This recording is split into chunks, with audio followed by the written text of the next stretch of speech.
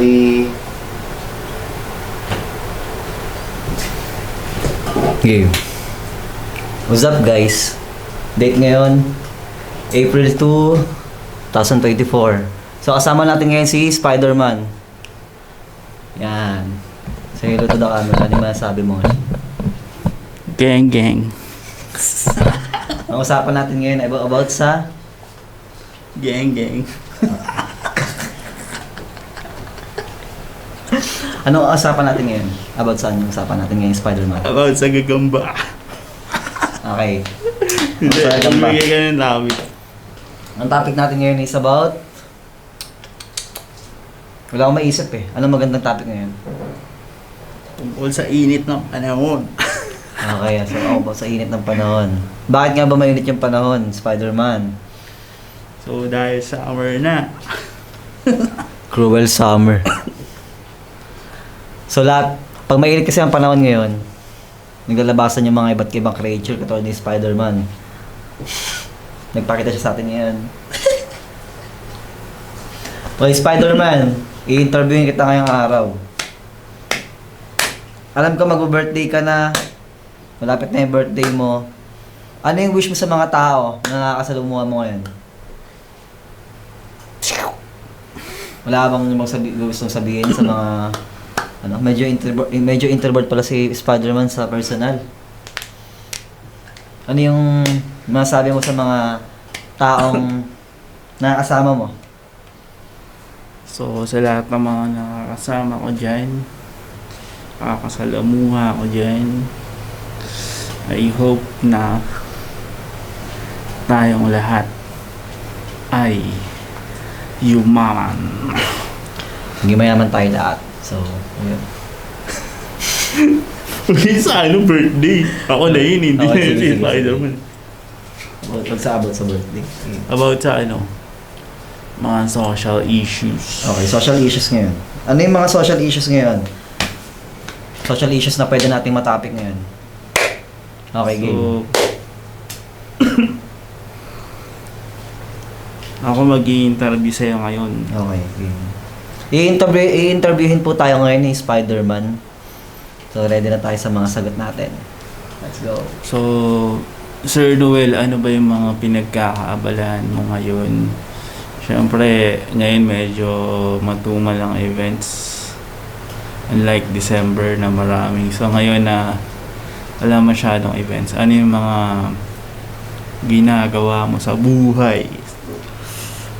Ang ginagawa ko ngayon sa buhay ay wala. Tumutulong lang sa mga gawaing bahay. Then, may work. Full time. As a editor. Sa production team namin. And, tuwing gabi, bebe time. Yun. Then, naglalaro ako ng Silent Hill, guys. Mahilig pala ako sa mga ganong horror game, Silent Hill. Tinatapos ko yung canonical order niya. Silent Hill 1, Silent Hill 2, Silent Hill 3 hanggang sa The Room. Tinatapos ko siya ngayon. Main plan ko matapos ng Silent Hill before mag-end yung month na to. And ayun. Pinagkakaabalahan ko rin pala matapos yung game ng Resident Evil. Yun. Natapos ko na yung Resident Evil 1 ay 0, 1, 2, 3, 4, 5, 6. Tapos ko na sila. Ang hindi ko lang nalaro is yung Resident Evil 7 at saka Resident Evil 8. Yun. So, yun. Alam na natin guys kung anong ginagawa ng isang Noel Jr. kapag walang events. So, syempre last podcast natin, napag-usapan namin yung Atomic Habits. Bukod dun sa Atomic Habits, meron ka pa bang bagong binabasa ngayon? The Mountain is You. So, share about that. The Mountain is You is... Ang tunay lang naman kasi talagang makakaintindi mo ang tunay lang na makakaintindi sa sarili mo is yung ikaw. Ikaw yung kikilos para sa sarili mo. Wala nang iba. Mawala mo yung mga kasama mo sa buhay, ikaw lang yung makakaintindi sa sarili mo kasi ikaw yan. Ikaw lang yung nakakaalam ng tunay na powers ng sarili mo. Ikaw lang yung makaka-discover ng skill sa sarili mo. At ikaw lang yung taong makakasurvive, makakaisip ng paraan para maangat yung sarili mo, wala nang iba. Yun. So, the mountain is you. Dapat may tawala ka sa sarili mo. Huwag ka mawala ng self-confidence. Dapat palaging meron. Kasi kung wala talaga. Yun, guys. Magkaroon kayo ng self-confidence sa sarili nyo. And take all opportunities. Try and try until you succeed. Practice makes you perfect. Yun. So, ano yung mapapayo? Kung halimbawa, itong mga kabataan to ay gustong maging part ng industriya ng photo and video, paano mo sila mako-convince? In a good way. Paano mo sila mako-convince na kung may passion man sila sa photography, paano mo sila mas mamomotivate na dito sa linyang to sila tumuloy? Sobrang hirap ng ganito eh, pero I try na mapayuhan yung mga taong, mga aspiring photographers na gustong matuto pa. As I know, guys, huwag niyong hayaang mamatay yung creativity nyo dahil lang sa isang problema or anything else na sisira sa buhay ninyo. Ituloy mo lang na ituloy.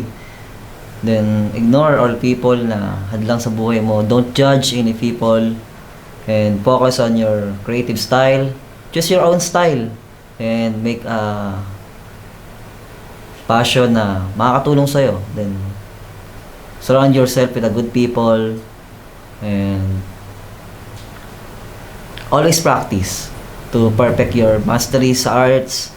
Anything else na may mga branches ng photography, choose one.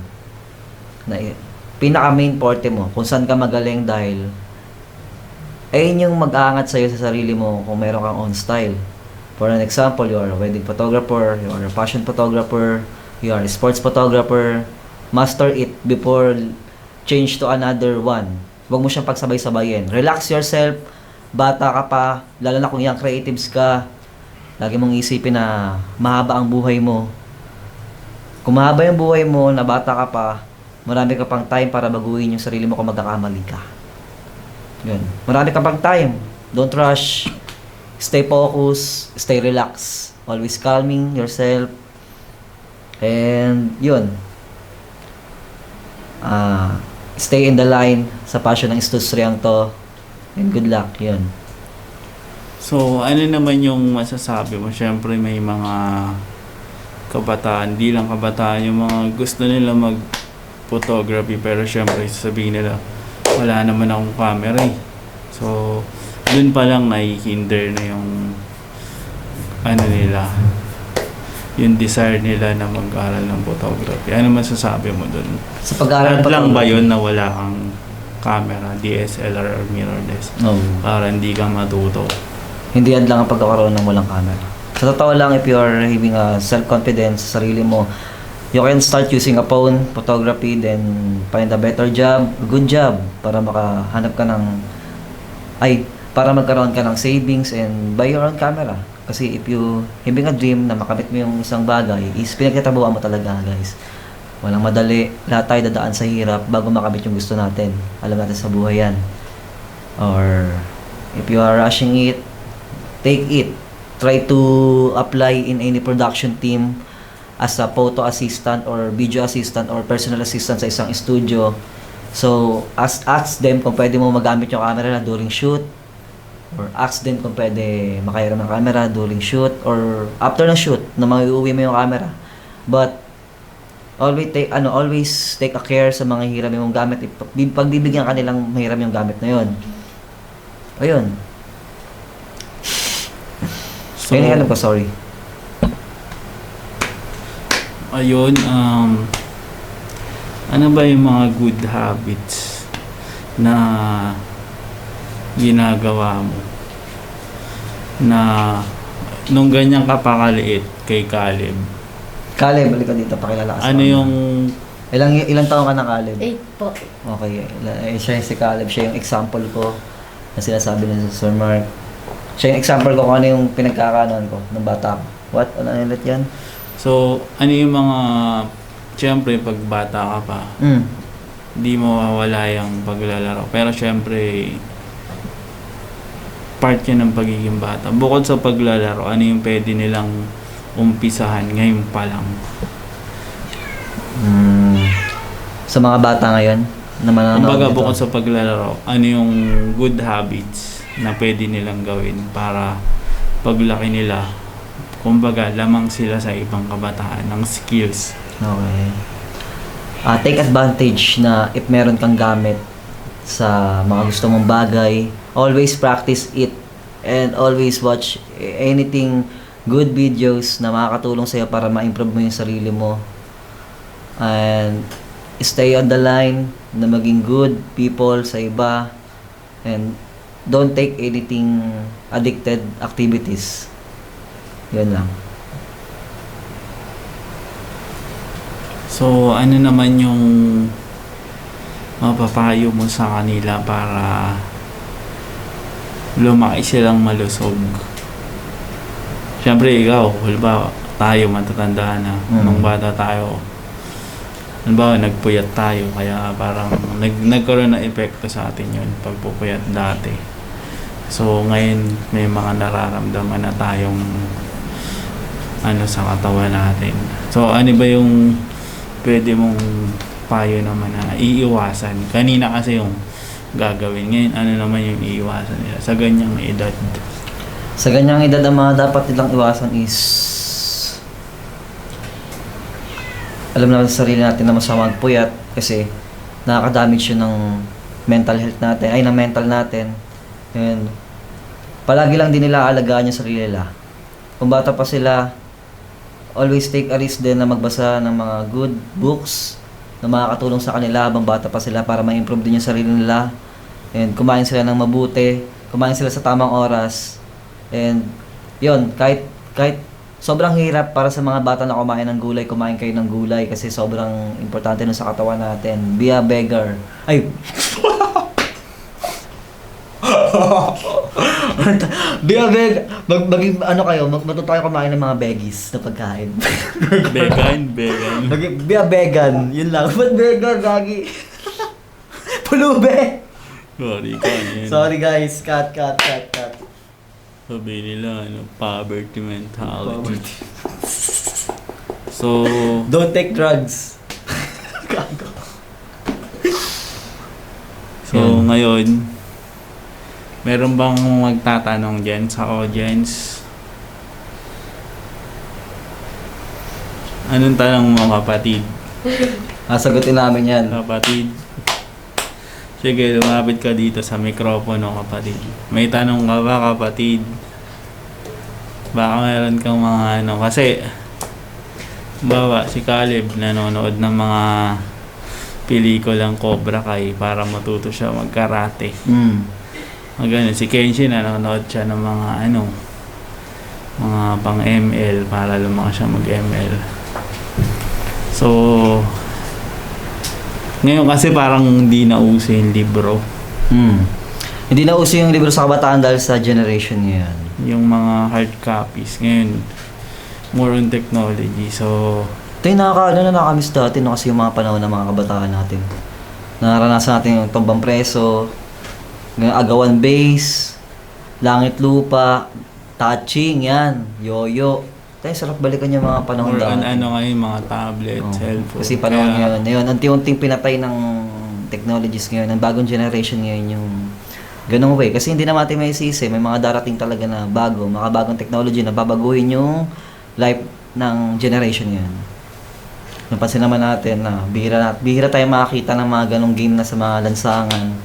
Kasi may mga bago na tayong pinagkaabalahan, like we have a computer games, mobile games, like naglalaro sila ng bilyar sa tablet. So, bumili ka ng totoong bilyar para syempre wag lagi nakababad yung mata sa the tablet and pwedeng ma-damage yung eyes nila gamit yung technologies na yun. Iba pa rin yung totoong nilalaro nila.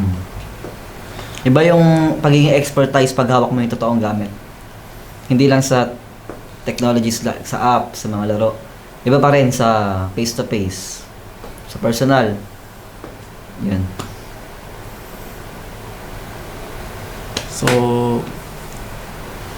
Ano naman yung maipapayo mo sa mga kabataan para tumangkad? Okay, para tumangkad, get a membership at the gym bro, like Anytime Fitness. Lagi kayo mag-gym. Tapos kumain kayo ng maraming itlog. Pagkatapos kumain ng itlog, gym, kain ng marami. Tapos tulog kayo ng maaga. And kung wala talaga, try to use Gloxy. Alam mo yung Gloxy? Glock 9. Gloxy, isa siyang gamot yun eh. Basta, nalaman ko lang siya dati sa Google. Tapos pag pinakit mo doon siya sa binti mo, tatangkad ka. Mababanat yung buto mo sa binti. Search ko nga. Gloxy. Gloxie. Gloxy. Yun. So, uling tanong.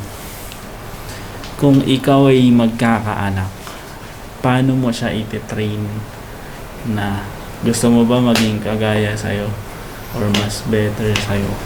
Gusto ko siya maging mas better sa akin. So, paano mo siya iti-train?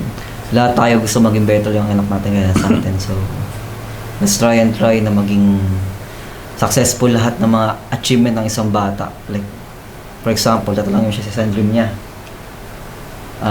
I-support mo siya sa mga dreams niya. Like, sa lahat ng activities niya, tulungan mo siya, always help him, her, na makamit yung mga goals niya sa buhay habang bata pa siya. Then, if you have main support sa magiging anak mo, don't always hesitate na tulungan talaga siya sa lahat ng bagay. And ask from his or her problem na para ma-solve niyo siya, and train him para maging mabuti, and surround your house or anything room na pag i-standby ng isang bata, like nabasa ko sa dopamine, kung ano yung nakapaligid sa isang bahay or tinitiran mo, ayun yung magiging reflection mo. Yan. Watch Atomic Habits. I always recommend it sa mga taong nanonood dito. Malaking tulong yan para ma-improve yung sarili mo. Hindi lang yung sarili nyo or yung mga kaibigan nyo or yung mga kamag-anak nyo or yung magiging future child mo. Panood mo sa kanya yung Atomic Habits habang bata pa siya. Then, let him or her realize yung about sa books na gano'n. So, pwede ka bang gumawa ng isang YouTube video about Atomic Habits in your own words, Tagalog, yung maiintindihan ng mga kabataan? Kaya mo bang gawin yun, kapatid na Noel? I-voice over mo siya pero Tagalog. Okay. The way na maiintindihan ng mga kabataan. Yes. Kaya mo ba yun? Isang Yes. isang challenge sa yan. Isang malaking challenge yan para makatulong sa mga kabataan. Siyempre, gagawa ka na ng channel mo. Tapos mala teacher yung pagkaka-explain mo na parang mabilis matutunan ng mga bata. Pwede. Pwede natin gawin ng Taglish yan. Yung Atomic Habits na yan. Filipino version. No? Filipino version ng Atomic Habits. Antayin nyo yan guys. Gagawa ko ng YouTube channel. Kasi mas ano yun eh. Kumbaga, ang tawag dyan, mother tongue. Ginagamit mo yung sariling lengguwahe mo para ituro sa mga Pilipino. Kasi mayroong mga libro na, alam nyo ba, may mga libro, mga textbook na Kapampangan, ganyan. Kasi mas na-absorb nila yung mga information doon kasi nasa sariling language. Okay. Hindi siya naka-translate. Mas direkta. So, inaasahan namin channel mo. Bigla ang challenge na gagawa ka na. Atomic Habits. So, antayin nyo yun Kasi guys. voice over. Malaman natin May yan sa next camera ka meetup. na. Lahat nasa na. Yan ang inaantay namin. Channel mo. Sa next meet namin ni Sir Mark, may kita niya yung YouTube channel ko, tapos doon ko ipapost yung Atomic Habits in Tagalog version. Antayin nyo yun guys. Make it tunes. So, yan. So, antayin nyo rin yung gagawin ni Noel na ipe-present na ABP. Ipe-present yan dito at mapapanood ng mga visitors. Antayin nyo yan.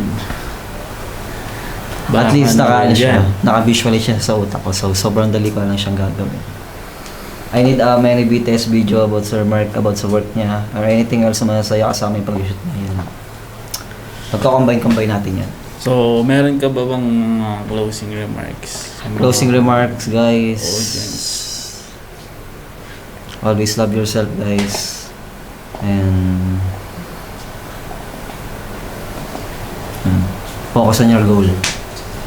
Anything na mang happen sa buhay mo, kakampi mo lang yung sarili mo. No? Yun lang. So, let's end this podcast, guys. So, see you in the next podcast.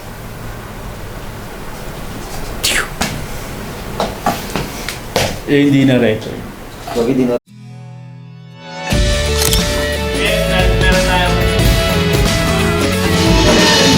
Hi guys, this is Berna Pramin.